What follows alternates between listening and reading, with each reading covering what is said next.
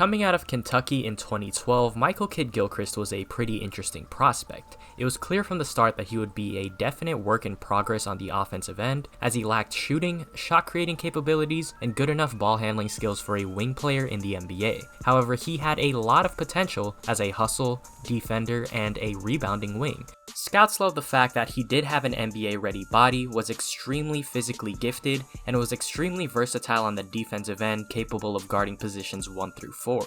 His numbers in college weren't particularly flashy, but he did a lot of things that didn't show up on the stat sheet. Along with number 1 pick Anthony Davis, he won the 2012 NCAA championship, was selected to the first team All-SEC and the All-SEC defensive team. All of this led him to being selected 2nd overall in the 2012 NBA draft over players like Bradley Beal, Damian Lillard, Andre Drummond, Draymond Green, and Chris Middleton, all who have at least made one All-Star team in their career.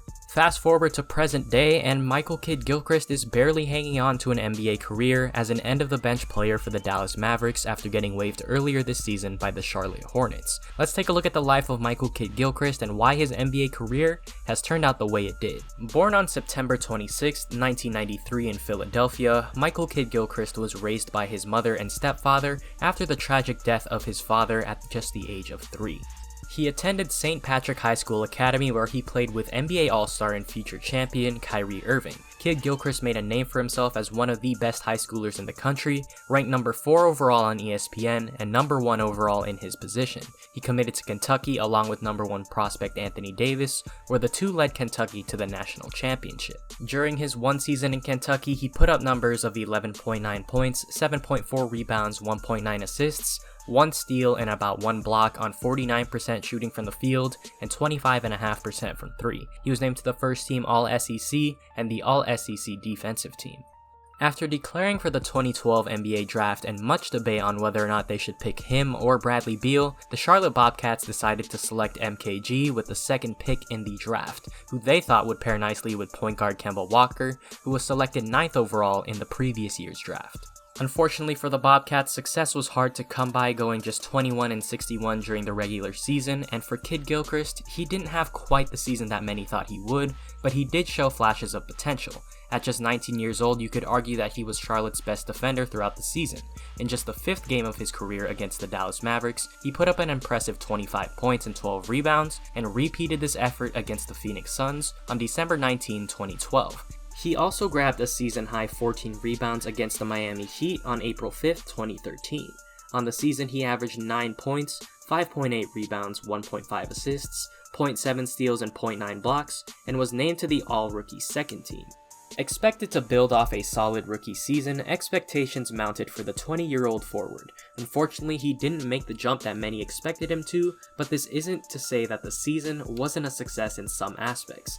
Defensively, Kidd Gilchrist established himself as Charlotte's premier defender, more times than not being assigned to the opposing team's best player. And although he wasn't an elite one-on-one defender per se, as he got 62 and 61 points dropped on his head by Carmelo and LeBron that season, he was a very good one and was one of the biggest reasons why Charlotte had the 5th best defense in the league with a defensive rating of 103.8 compared to the season prior where they were dead last in that category. But on the offensive end, where everyone wanted to see Kidd Gilchrist develop the most, he made very little progress. He was a non-factor when it came to shooting just 29.4% on jumpers and 11% from the three-point line. His numbers across the board went down compared to his rookie season, which could partly be credited to the fact that he missed 20 games during the regular season. During the offseason leading into his 3rd season in the NBA, MKG worked with Mark Price, one of the best shooters in NBA history who played for the Cleveland Cavaliers, in an effort to develop his jump shot. During this season, Kidd Gilchrist put up what I believe to be the best statistical season of his career, averaging 10.9 points, a career-high 7.6 rebounds, 1.4 assists, 0.5 steals, and 0.7 blocks.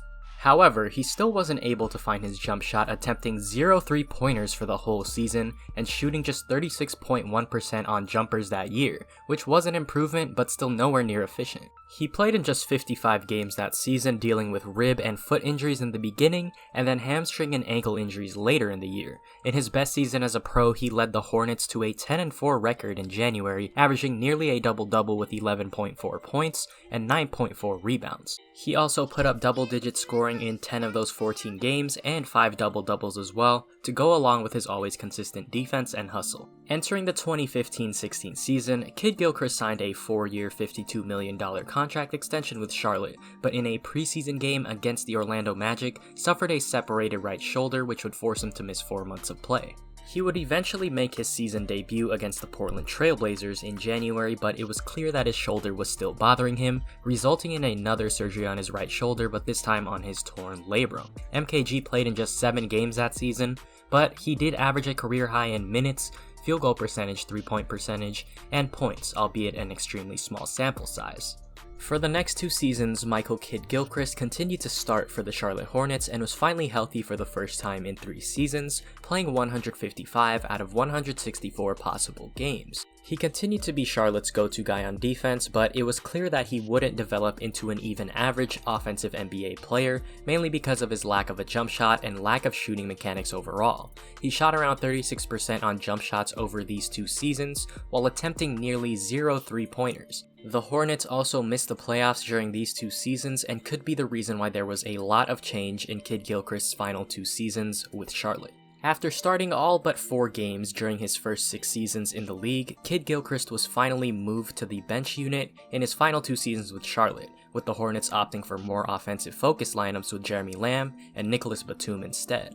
This would lead Kidd Gilchrist to average career-low numbers across the board, especially in minutes, points, and rebounds, and he continued to battle through injuries, suffering ankle injuries, leg injuries, knee injuries, and even undergoing surgery for a chronic groin strain. It was clear that the Hornets were finally ready to move on, trading away their star point guard Kemba Walker, and finally waiving Michael Kidd Gilchrist on February 8, 2020. He joined the Mavericks as an end-of-the-bench player on February 11th, playing just 9 games with them before the season was suspended. Unfortunately for Michael Kidd Gilchrist, it seems like any chance he had of becoming an NBA star is gone, because of his combination of injuries and lack of offensive talent. As good of a defender as he is or was, his playstyle just doesn't conform to the modern NBA, and his lack of ability to shoot a basketball will really hurt his chances of signing with an NBA team and actually being a useful rotation player. It's crazy to think that he's been in the league for 8 years already, and he's just 26 years old. Once his contract with the Mavs expires, will he be able to find another team willing to sign him? Only time will tell.